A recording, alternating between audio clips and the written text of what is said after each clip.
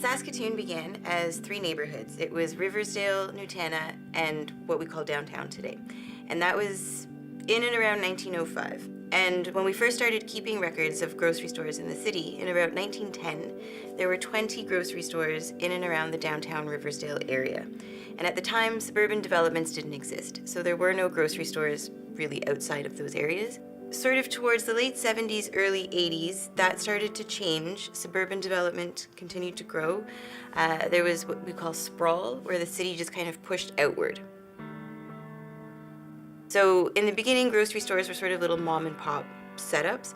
And then over time, they expanded into these larger formats that we see today, right? And to have that type of store format, you need much more land.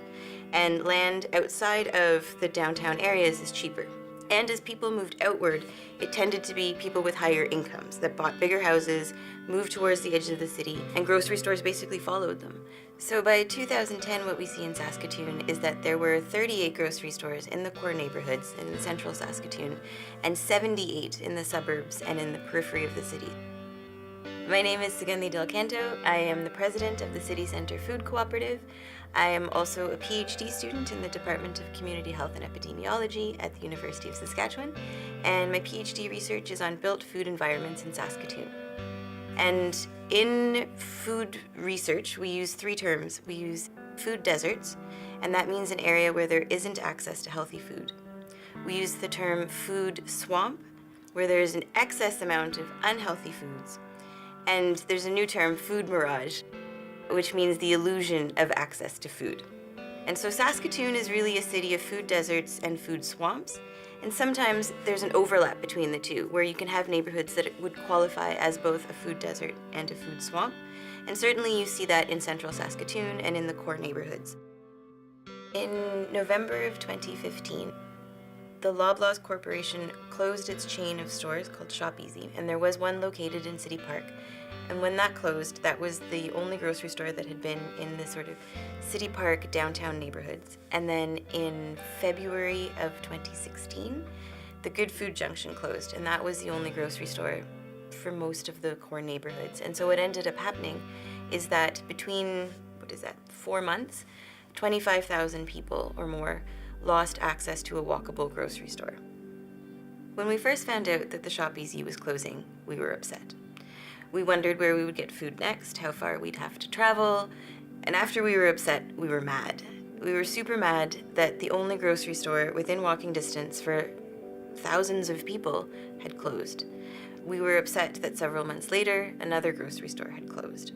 When we found out that the Shop Easy was closing, we learned that Loblaws had placed what's called a restrictive covenant on the sale of the land. And that means that whomever was to buy the property next would not be able to sell food, alcohol, tobacco, pharmacy items, or flowers. So they'd essentially prohibited the opening of a grocery store on the former site of a grocery store.